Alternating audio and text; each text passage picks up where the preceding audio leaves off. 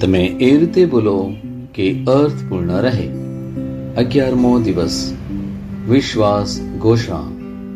હું મારા જીવન પર એફેસસ 3:20 જાહેર કરું છું. હું જે કહું કે વિચારું તેનાથી પણ ઉપર પ્રભુ પુષ્કળ પ્રમાણમાં કાર્ય કરે છે. હું સૌથી પ્રથમ પ્રભુને શોધું છું, તેમનું સન્માન કરું છું અને આમ તેમના બધા આશીર્વાદો મારામાં ઉમેરવામાં આવી રહ્યા છે. પ્રભુની કૃપા મારી પાછળ આવે છે અને મારી આગળ નીકળી જાય છે. હું યોગ્ય સમયે યોગ્ય જગ્યાએ હોઉં છું. લોકો મારી સાથે પોતે ભલમાનસાઈ બતાવવા તેમની ક્ષમતાથી પાર નીકળી જાય છે. હું પ્રભુની કૃપાથી ઘેરાયેલો છું. આ મારી ઘોષણા છે. દૈવી સ્વાસ્થ્ય કબૂલાત. હું હંમેશા દરેક સંજોગોમાં વિજયી છું. હું મારા જીવનના દરેક દિવસે પ્રભુત્વમાં રહું છું. હું પ્રભુની દૈવી હાજરીની ચેતનામાં જીવું છું. હું માંદગી, રોગ, મૃત્યુ અને આ દુનિયાના તત્વો પર શાસન કરું છું. હું આજે અને હંમેશા ખ્રિસ્ત સાથે મારી એકતાની ઉજવણી કરું છું. આમેન. હું જે પણ ઈસુના નામ પર બોલું તે થશે જ. હું મજબૂત છું. હું તંદુરસ્ત છું. હું ધન્ય છું. હું સમૃદ્ધ છું. હું શક્તિશાળી છું. હું અભિષિક્ત છું. હું મુક્ત છું. હું પ્રભુનો વિશ્વાસી છું. હું પ્રભુ અને મનુષ્ય દ્વારા પ્રિય છું. હું જે જોઉં છું તે નથી બોલતો, પણ જે જોવા માંગુ છું તે બોલું છું. હું એક અવિભાજ્ય બીજ છું. હું મારા પ્રભુના ઘરમાં સારી જમીન પર રોપાયો છું. હું મારા ઈશ્વરની વાડીમાં નારિયેળના ઝાડની જેમ ફૂલું ફાલું છું.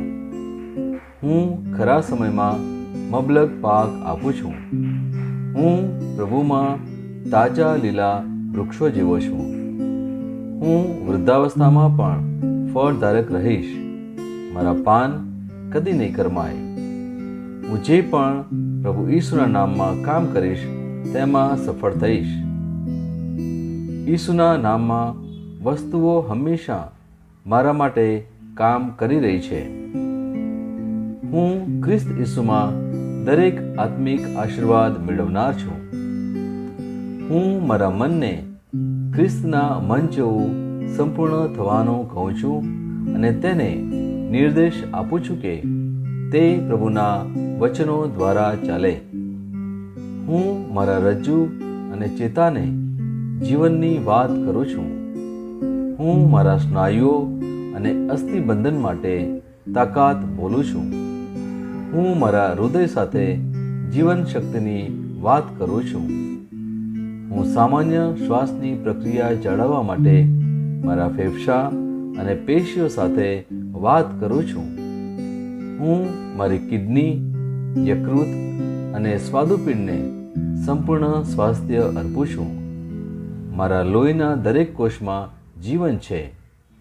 મારા હાડકાં સાદા અને નાજુક અસ્થિઓ ગોઠવાયેલા, મજબૂત અને મક્કમ છે.